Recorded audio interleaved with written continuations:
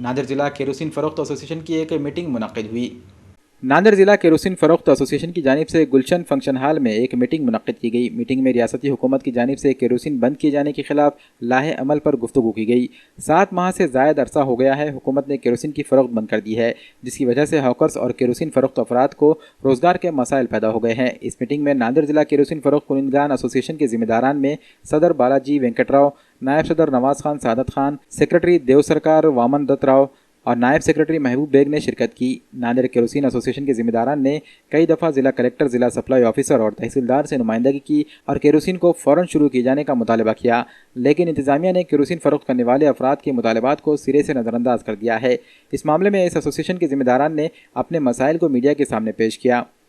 शासनाच्या सार्वजनिक वितरण व्यवस्थेअंतर्गत नांदेड जिल्ह्यातील सर्व राखेल हाकर्स व परवानाधारक यांची आज बैठक घेण्यात आली।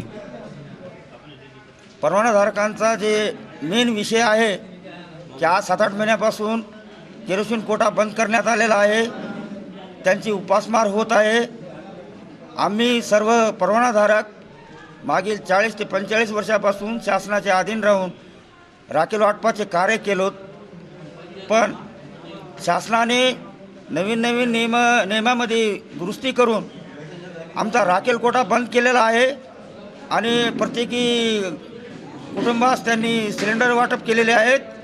त्यामुळे राखेलचे गिराईक हे सर्व काही कमी झालेले आहेत। 7-8 महिन्यापासून आमची रोजी बंद झाल्यामुळे आमच्या कुटुंबाची उपासमार होत आहे। परिणामी आम्ही आज 1 वर्षापासून शासनाकडे पाठपुरावा करत आहोत की आम्हाला एकतर मानधन मिळावं आमच्या कुटुंबाच्या उदरनिर्वाहाकरिता, नाही तर चतुश्रेणी कर्मचाऱ्याप्रमाणे आम्हाला पेन्शन मिळावं। शासन कर्मचाऱ्याला मुदतीमध्ये रिटायर करून त्यांना वेळेवर पेन्शन लागू करते, पण आम्ही आज 40-45 वर्षापासून सेवा करून सुद्धा आमच्या बाबतीमध्ये बिलकुल एक विषय त्यांनी विचार केलेला नाही। परिणामी आम्हा सर्व परवानाधारकांची उपासमार होत आहे। नांदेड जिल्ह्यामध्ये जवळजवळ एकूण 1500 परवानाधारक आहोत, 1500 कुटुंब आज बेरोजगार झालेलो आहोत। ही शासनाने त्वरित आमची विनंती विचारात घेऊन आमच्या बाबतीमध्ये चांगला निर्णय घेऊन आम्हाला त्वरित मानधन किंवा पेन्शन लागू करून सर्व कुटुंबाला उपकृत करावं, ही आमची शासनाकडे विनंती है। नांदेड़ जिले के अंदर 1460 परवानधारक और 8-9 महीने से रॉकेल बंद होने से उनके कुटुंब के ऊपर उपवासमार की पारी आ गई है। अपन शासन को इसके पहले हमने जो भी हमारा पत्रव्यवहार करा उसका हमारे को अभी तक निर्णय शासन ने नहीं दिया, इसलिए ये बैठक बुलाना हमारे को ज़रूरी थी।